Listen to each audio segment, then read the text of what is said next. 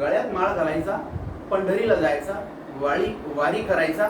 परंतु आता काय म्हणत आलं काय माहिती, गळ्यातली माळ काढली, देवाजवळ ठेवली किंवा कुठे टांगून ठेवली. आज ते नाहीये. म्हणजे आपण त्यांना माझी वारकरी म्हणू शकतो ना. हे अगोदर पदवी होती, परंतु आता अगोदर पदवीधर होता, परंतु आता पदवी नाहीये. आणि चौथी पोटी अशी आहे की भगवंत पद संतांचं, जसं अष्टदश संत हे काली होते, आजी आहे आणि भविष्यातही राहणार आहे. पदवी आहे आणि पदवीधरही आहे. जसं नमामि सद्गुरु सच्चिदानंद विग्रहं पूर्णानंद पूर्ण ब्रह्म परानंदम ईशम आनंदी वल्लभम. माऊली ज्ञानेश्वर महाराज सच्चिदानंद रूप आहे. निळोबारायांनी एक सुंदरसं प्रमाण लिहिलेलं आहे. जसं पदवी आहे आणि पदवीधरी आहे. नमो सद्गुरु तुकिया ज्ञान दीपा, नमो सद्गुरु सच्चिदानंद रूपा, नमो सद्गुरु भक्त कल्याण मूर्ती, नमो सद्गुरु भास्करा पूर्ण कीर्ती.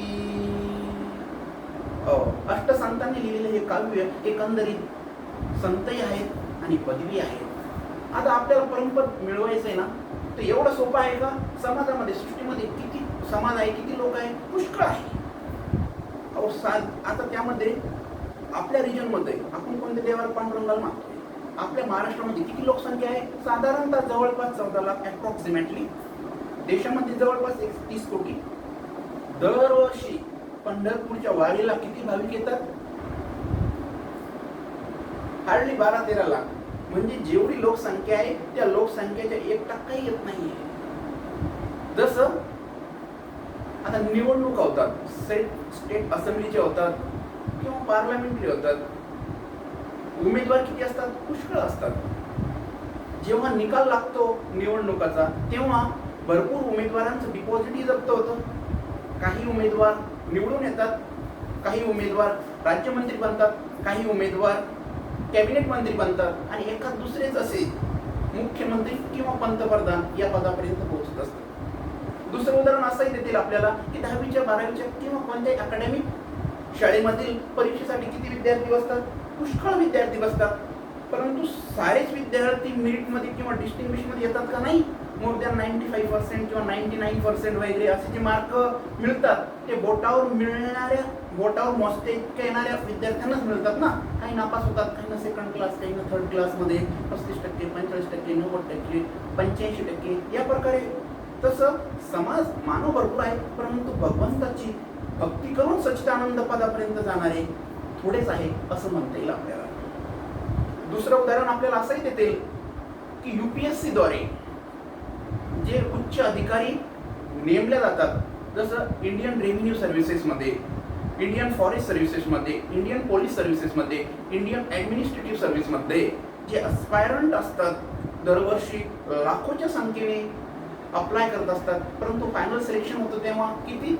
हार्डली 200-250 किंवा ज्या जागा ठरलेल्या आहेत तेवढेच अस्पायरंट सक्सेसफुल होतात ना. त्याच प्रकारे भगवंताची भक्ती करणारे पुष्कळ आहेत, परंतु कमी अधिक प्रमाणामध्ये भक्ती केल्यामुळे सर्वच त्या पदापर्यंत जातात का? नाही.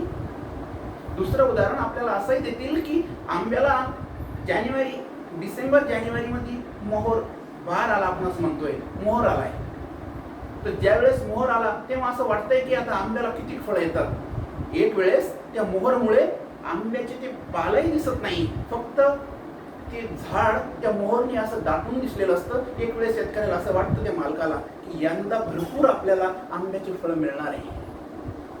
परंतु जेव्हा मे-जून पर्यंत, एप्रिल-मे पर्यंत आंब्याची तोडणी येते तेव्हा किती फळं शिल्लक असतात? थोडेच असतात ना. माहुरायचे फळं नाही, आली काही गळती. पक्क दशी होती थोडी, नास आडी वेचितो, विरळा पावे अवघड गोवे आठ भीती. थोडेच राहतात. तुकाराम महाराजांनी प्रमाण दिलेलं आहे की जसं फळं भरपूर दिसतात, सुरुवातीला माहूर भरपूर दिसतो, परंतु फळामध्ये शेवटपर्यंत थोडेच असतात. त्याच प्रकारे आपल्याला असं सांगता येईल नाही का? या प्रकारे थोडक्यात संतांनी, जगद्गुरु तुकाराम महाराजांनी असं सांगितलेलं आहे की आपल्याला सच्चिदानंद पद मिळवायचं आहे.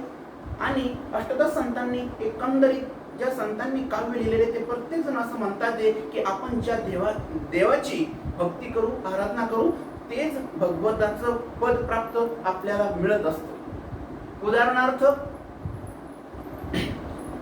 तुकाराम महाराजांचं एक अभंग आहे. राम म्हणता रामची होई जे, पदी बैसुनी पदवी घेजे. ऐसे सुख वचनी आहे, विश्वास अनुभवे पाहे. राम रसाची चवी, आन रस रुचिता केवी. तुका म्हणे चाकुनी सांगे, मज अनुभव आहे अंगे. त्रेतायुगामध्ये जगद्गुरु तुकाराम महाराज सांगत होते ना, मला अनुभव आहे असं सांगतात ते की राम रसाच्या चवावरती कोणती चवदार नाही. म्हणून जे भक्त प्रभू रामचंद्र भगवंत यांची सेवा करत असेल तर त्यांनाही साकेत धाम मिळेल असंच आपल्याला म्हणायचं आहे.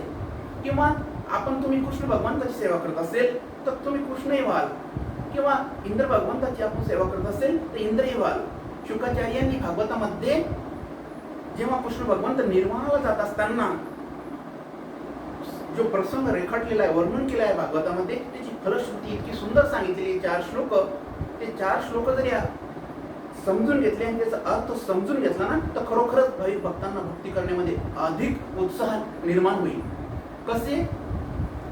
हे 14 श्लोक जाणं, 14 इंद्रांच्या जीवन, इंद्रांचा इंद्र होई जे आपण नियमस्थ पठन केली. नियमस्थ पठन केले तर इंद्राचं इंद्र आपल्याला होते. पहिला श्लोक. दुसऱ्या श्लोकामधून काय सांगतात? हे 14 श्लोक जाणं, 14 विद्यांचे जन्मस्थान. 14 विद्या जसं 4 वेद, ऋग्वेद, यजुर्वेद, सामवेद, अथर्ववेद. 6 वेदांग. 6 वेदांग कोणते? व्याकरण, ज्योतिष, निरुक्त, कला, छंद आणि शिक्षा. त्यानंतर न्याय, मीमांसा, पुराण आणि धर्मशास्त्र. हे 14 विद्या आहेत. या 14 विद्या भगवंतापासून तयार झालेल्या आहेत. जो प्रातकाळी करी पठण, कृष्ण पदवी पूर्ण तो पाये. कृष्ण पदवी पूर्णपणे तो पावे. पुन्हा 3ऱ्या श्लोकामधून काय सांगितलंय? जो प्रातकाळी नियमस्थ पठण करिता पावी जे ब्रह्म पूर्ण. या त्रिमाळी जो करी पठण तो स्वदेह श्रीकृष्ण स्वयंभय. फक्त 14 श्लोक जरी नियमित स्नान करून सकाळी एकाग्र अनन्य देवाला अनन्य भक्तीने अर्पण होऊन म्हटले ना तर आपल्याला ते पद मिळत असतं असं शुकाचार्यांना म्हणायचं आहे. 14 श्लोक काय आहे? असं आहे, आपण 3 श्लोक बघितले. 14 श्लोक श्रद्धायुक्त पठण नेहमी करिता. आपल्याला श्रद्धेपूर्वक हे कृष्ण भगवंताचे निर्वाणीचे प्रसंग आठवायचा आहे. श्री शुक वाच तत्रागमत ब्रह्मा भवन्याचा समंभव महेंद्र प्रमुख देवा मुने सप्तदेश्वर. या प्रकारे अजून 13 म्हणजे 14 श्लोक आहे. त्यावर आपण एखाद्या दिवशी पूर्ण एक प्रवचनच करूया. आज आपल्याकडे सांगण्यासाठी तेवढा वेळ नाही, तर आपल्याला जे बनायचं ते बनते असं आपल्याला थोडक्यात हा आपला विषय आहे. दुसरा असा आहे, पंचाक्षरमिदं पुण्यम य पठे शिवसंहितो शिवलोकम वाप्नोति शिवेन सह मोदिते. पंचाक्षर स्तोत्रम, 5 श्लोक महादेवांची स्तुती करणारे, महादेवाला वंदन करणारे सांगितले. जसं नागेंद्र हराय त्रिलोचनाय. जे शिवांना फॉलो करतात, ओम नमः शिवाय भगवंताची आराधना करतात, ते महादेवालाही प्रसन्न होतील असं त्यातून म्हणायचं आहे. एकंदरीत स्तवम पांडुरंगस्य विष्णू परमात्म्याला शांताकारम भुजगशयन आपण जे श्लोक म्हणतो, किंवा पांडुरंग परमात्मा. आपण दरवर्षी जेव्हा पंढरपूरला जातो भगवंताला अर्पण करून, भगवंता आम्हाला तुझा दास व्हायचा अशी विनंती करतो. त्या विठुरायाचं वर्णन करत असताना आद्य गुरु शंकराचार्य यांनी पांडुरंग अष्टकम लिहिलेलं आहे 8 श्लोकांचं. त्याची फलश्रुती किती चांगली आहे. स्तवम पांडुरंगस्य वै पुण्यदमये पठन्ते चित्तेन भक्त्या च नित्यं भवाम्भो निदिन्ते त्रिवान्त काले हरेरालयं शाश्वतं प्राप्नुवन्ति. जे अनन्य प्रेमाने विठुरायाला जो शरण जाईल तो त्यांच्याचकडे अर्पण होईल, पांडुरंगालाच पूर्णपणे पावेल असं आहे. म्हणजे आपण ज्या देवाची भक्ती करू ती आपल्याला मिळणार आहे असं निरोपण 3ऱ्या चरणाचं होतंय. आणि 4थ्या चरणामध्ये जगद्गुरु तुकाराम महाराज म्हणतात, तुका म्हणे पावटणी करू स्वर्गाची निशाणी.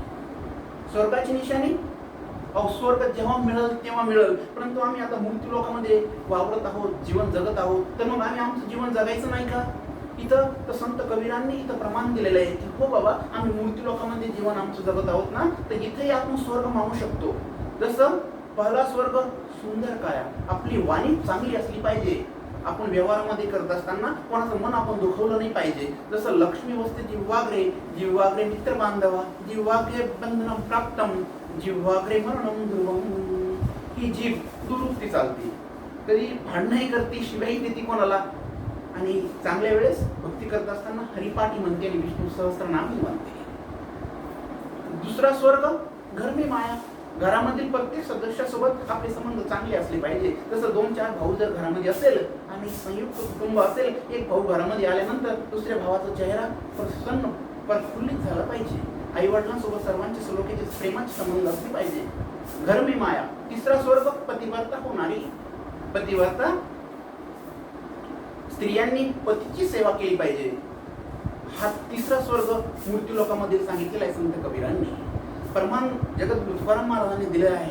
स्वामी काज भक्ती पितृवचन सेवापती, हेची विष्णूची महापूजा अनुभव नाही. स्त्रियांनी पतीची सेवा जर केली तर त्यांनी विष्णू भगवंताची पूजा केल्याचं पुण्य मिळत असतं. आणि चौथा स्वर्ग पुत्र व आज्ञाधारी. मुलगा कसा असला पाहिजे? आज्ञाधारी असला पाहिजे.